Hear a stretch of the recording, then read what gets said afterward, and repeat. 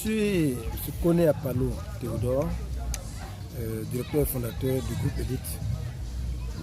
Ce matin, nous sommes ici dans le cadre de l'association des délégués de Côte d'Ivoire et vous avez tenu une conférence tout à l'heure. De quoi a-t-il s'agit exactement?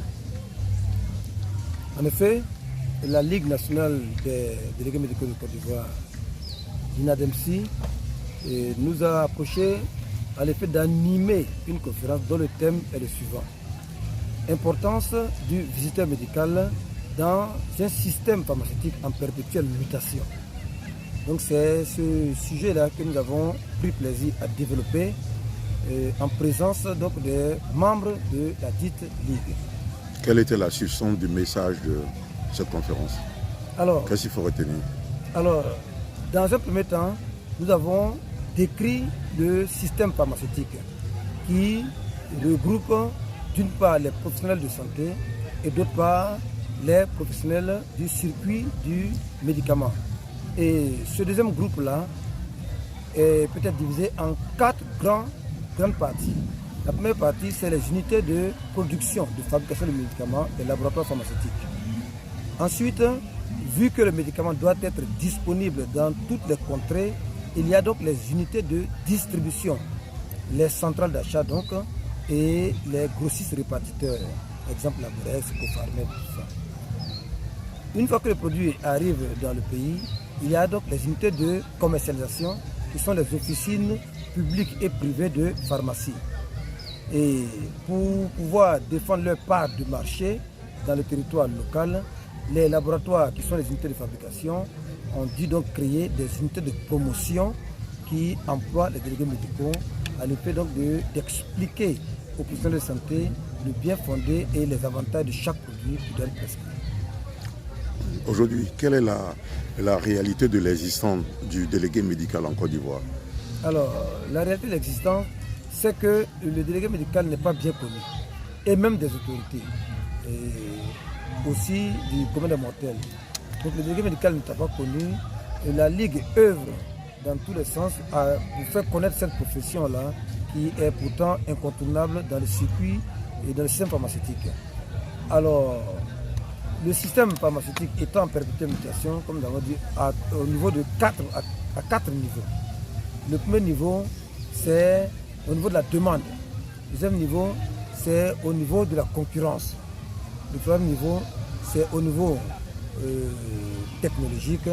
Et le quatrième niveau, c'est au niveau du rendement. Donc le délégué médical se doit d'être résilient en renforçant donc sa formation, en la tendant vers le digital qui est la nouvelle tendance. Alors, au-delà du digital, est-ce qu'il y a d'autres formations que le délégué doit faire aujourd'hui pour s'adapter au changement dont vous venez parler? Bien évidemment, puisque le marché est caractérisé par la montée en puissance des génériques, après donc la chute des brevets, et aussi,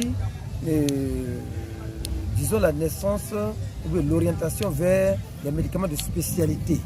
Donc le délégué doit donc se spécialiser dans ces domaines-là qui se distinguent à quatre niveaux: l'hypertension artérielle, la diabétologie, l'infectiologie et aussi la nutrition infantile. Vous avez parlé aussi de métiers orientés vers les nouvelles centrales d'achat au niveau des hôpitaux. Oui. Est-ce que vous pouvez nous en parler un peu? Ok. Donc comme je parlais donc de spécialisation des produits, bien évidemment il y a l'émergence donc de nouveaux métiers orientés vraiment vers l'hospitalier et vers même les commerciaux grands comptes. Voilà. Donc voilà un peu ces deux nouveaux métiers, donc les commerciaux grands comptes et les métiers de délégué médical hospitalier. Et ces métiers consistent en quoi exactement? Ça consiste donc à s'orienter, à démarcher, à développer une clientèle essentiellement hospitalière, parce que les pharmacies hospitalières gagnent beaucoup plus d'importance dans ce nouveau système à mutation. Je suis Herman Kwasi, délégué médical. Donc, je suis le premier responsable, le président de la LINADEMSI, qui est la Ligue nationale des délégués médicaux de Côte d'Ivoire. Donc, nous sommes à notre 4e édition de la JVM. La JVM qui est la Journée nationale des visiteurs médicaux de Côte d'Ivoire.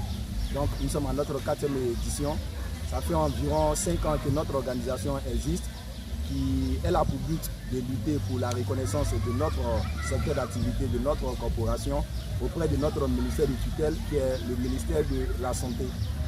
Donc aujourd'hui, nous sommes là, nous avons eu une rencontre d'échange entre nous, délégués, et nous avons tiré des leçons afin de mieux s'y prendre pour l'amélioration de notre secteur d'activité, notre corporation. Donc voilà quelques informations. Alors, vous avez un appel à lancer à vos congénères, à vos délégués pour que votre association devienne forte? Donc j'encourage l'ensemble des VM de Côte d'Ivoire, les VM d'Abidjan, aussi bien que des villes de l'intérieur de la Côte d'Ivoire, à s'associer à notre organisation qui est la LINADMC, parce que la visite médicale, la délégation c'est notre vie, la délégation c'est notre corporation, la délégation c'est tout ce que nous savons faire de mieux.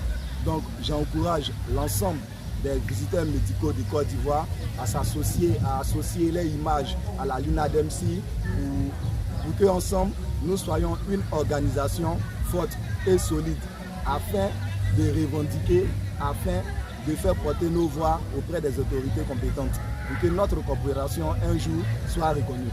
Vous avez un site web, des points de contact? Alors nous avons 4 plateformes sur lesquelles nous travaillons. Nous avons un groupe Facebook, un groupe Telegram et un groupe WhatsApp. Président, aujourd'hui, quelles sont les réalités auxquelles votre corporation, en tant que délégué médical, vous êtes confronté, et aussi cette corporation vient pour lutter pour quel changement? Le constat fait aujourd'hui, c'est que nous, visiteurs médicaux, nous sommes méconnus de la population aussi bien que des autorités. Parce que très souvent dans l'exercice de notre métier, nous essuyons des injures, des personnes qui nous chassent même par moments de leur bureau parce qu'ils ne connaissent pas véritablement l'importance, la force que nous avons dans le système sanitaire ivoirien. Et sur le plan professionnel, beaucoup parmi nous sont laissés pour compte. La plupart ne sont pas assurés, assurance maladie, ne sont pas déclarés et par moment, en termes de grille salariale, c'est difficile. C'est difficile de joindre les deux bouts. Donc notre objectif aujourd'hui, c'est de lutter afin que l'ensemble de ces 3 éléments réunis soient reconnus, améliorés pour permettre aux visiteurs médicaux de vivre de son art. Parce que la délégation médicale est un métier noble. Qu'est-ce que vous envisagez de faire